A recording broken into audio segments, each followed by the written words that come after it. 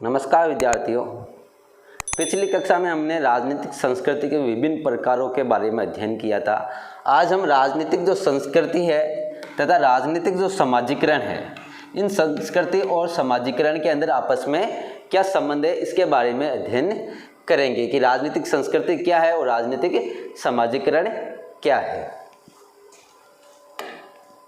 देखते हैं। आमेंड व वर्बा के अनुसार राजनीतिक संस्कृति वह प्रक्रिया है जिसके द्वारा राजनीतिक संस्कृति को स्थापित किया जाता है।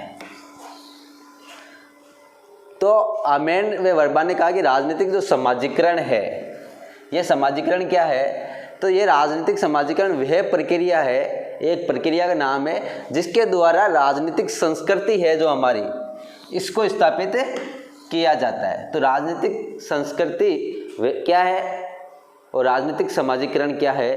तो आमेंड और वर्बा ने कहा कि राजनीतिक समाजीकरण वह प्रक्रिया है जिसके द्वारा हम राजनीतिक संस्कृति को स्थापित करते हैं, उसमें आवश्यकता अनुसार परिवर्तन लाया जाता है। राजनीतिक समाजीकरण के द्वारा ही राजनीतिक संस्कृति के गुणों, विश्वासों तथा मनोवेगों को भावी पीढ़ियों तक पहुंचाया जाता है, भावी पीढ़ियों तक पहुंचाया जाता है। इसका मतलब है कि राजनीतिक समाजीकरण एक ऐसी प्रक्रिया है जो हमारी जो राजनीतिक संस्कृति है उसके जो गुण है, जो उसके विश्वास है और जो मनोवेग है हमारी राजनीतिक संस्कृति के, वह आने वाली जो पीढ़ी है उसको हस्तांतरित किया जाता है। तो वो हस्तांतरण की जो प्रक्रिया है वह क्या है, राजनीतिक समाजीकरण है। हम राजनीतिक समाजीकरण के द्वारा अपने जो भावी पीढ़ी है, आने वाली जो पीढ़ी है हमारे पीछे वाले, उनको हम जो राजनीति का ज्ञान देते हैं, वह राजनीति का ज्ञान देने की प्रक्रिया क्या है, राजनीतिक समाजीकरण है। राजनीतिक समाजीकरण की प्रक्रिया में कई अभिकरण है।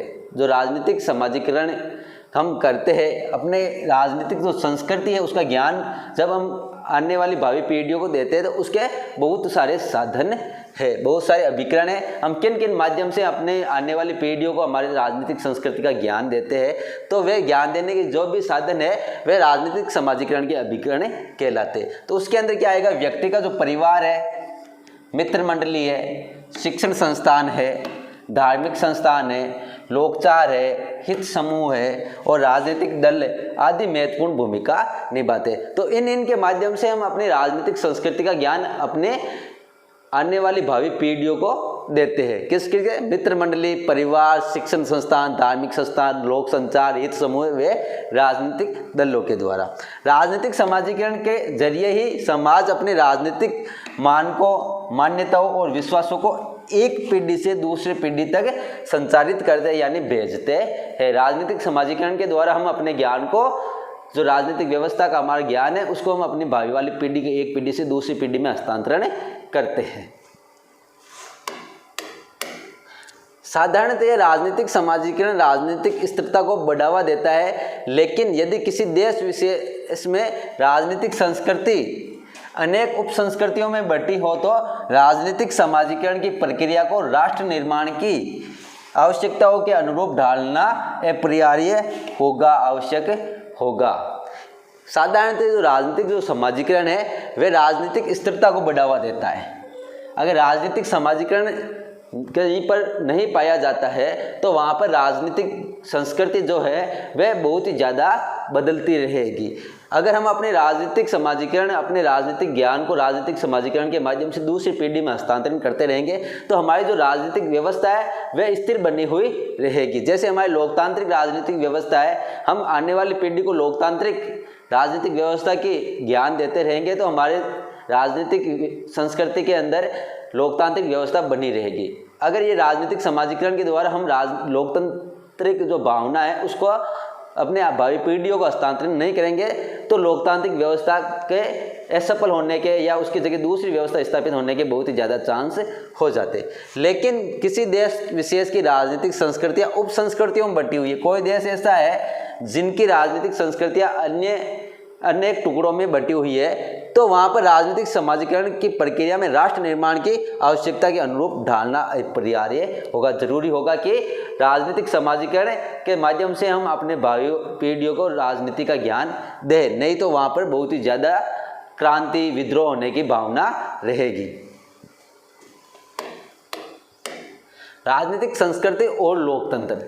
लोकतांत्रिक देशों के अंदर राजनीतिक संस्कृति के बारे में किस प्रकार से अध्ययन किया जाता है, तो कई अन्य उपागमों की तरह 1950-60 के दशक में उभर रहे इस उपागम पर भी यूरोपीय केंद्रवाद धारणा का प्रभाव राष्ट्र रूप में देखा जा सकता है। जितने भी हम राजनीतिक व्यवस्था के अंदर राजनीतिक अवधारणा पढ़ते हैं, उसमें यूरोप का केंद्रवादी अवधारणा है, यूरोपीय देशों का जो विचारधारा उसका प्रभाव रहा है। इसके अंतर्गत विचारधारा को ने अपने देश की राजनीतिक व्यवस्था के आदर्श मानते हुए उसके स्थापित या अस्थापित के कारणों की खोज राजनीतिक संस्कृति उपगम के द्वारा करना शुरू किया। और 1950-60 के दशक के अंदर किसी देश के अंदर लोकतांत्रिक व्यवस्था स्थापित की जाए नहीं की जाए, उसके स्थायित्व और अस्थायित्व के कारणों की खोज करना प्रारंभ हुआ। विशेष रूप से जो लोकतांत्रिक व्यवस्था व इसके पूर्व शर्तों के बीच संबंधों को समझने की चेष्टा की गई है, इन संबंधों पर विचार करना इसलिए भी जरूरी हो गया क्योंकि दोनों विश्व युद्ध, प्रथम विश्व युद्ध और द्वितीय विश्व युद्ध के बाद ब्रिटेन और संयुक्त राज्य अमेरिका में उदार लोकतंत्र तथा संस्थाएं सुरक्षित रही। दो विश्व युद्ध हुए, प्रथम विश्व युद्ध और दूसरे विश्व युद्ध, उनके बाद में जो परिणाम आए उन दोनों परिणामों में ब्रिटेन और संयुक्त राज्य अमेरिका की जो लोकतांत्रिक उदार संस्थाएं थी वे सुरक्षित रही, वे विघटित नहीं हुई, जबकि ब्रिटेन, स्पेन, इटली के संवैधानिक ढांचे पूर्ण रूप से नष्ट हो गए। इसका क्या कारण रहा, वे राजनीतिक संस्कृति के बारे में बताता है। इटली, जर्मनी के अनुभवों ने इस तथ्य को निरर्थक साबित कर दिया कि जहां संवैधानिक ढांचे होंगे वहां धीरे धीरे उदार लोकतांत्रिक मूल्यों की स्थापना में मददगार होंगे।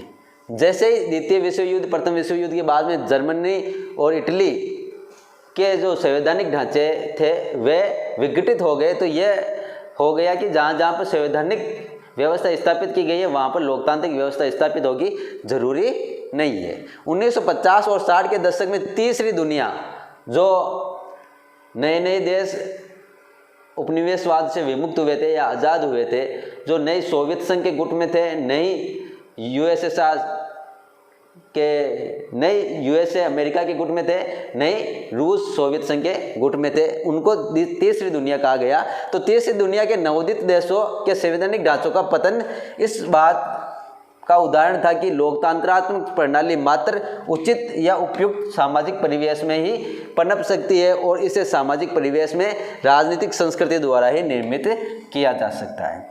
तो कहा कि लोकतांत्रिक जो प्रणाली है वे कहाँ पर विकसित हो सकती है, जहाँ पर उपयुक्त सामाजिक परिवेश मिलेगा, और उपयुक्त सामाजिक परिवेश के लिए इसका निर्माण राजनीतिक संस्कृति के द्वारा ही किया जा सकता है।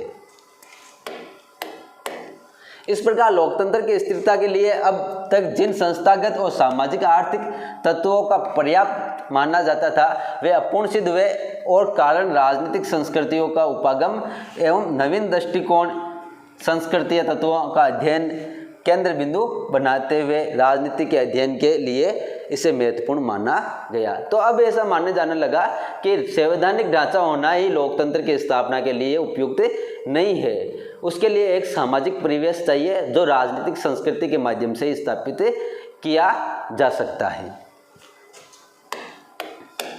राजनीतिक संस्कृति व लोकतंत्र के मध्य संबंधों पर सबसे महत्वपूर्ण आनुभविक अनुसंधान गैब्रियल आमेंड व सिडनी वर्बो द्वारा 1963 में लिखित प्रसिद्ध रचना the civil culture, political attitude and democracy in 5 nation.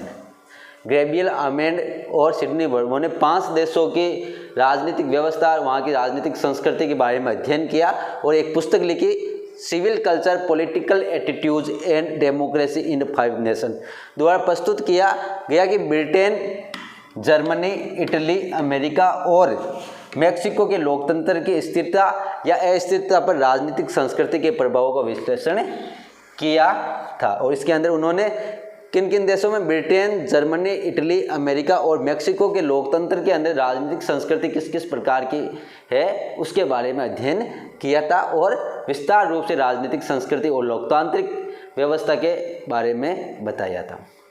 आज की कक्षा में इतना ही। अगली कक्षा में हम एक नई अवधारणा के साथ हाजिर होंगे। तब तक के लिए नमस्कार।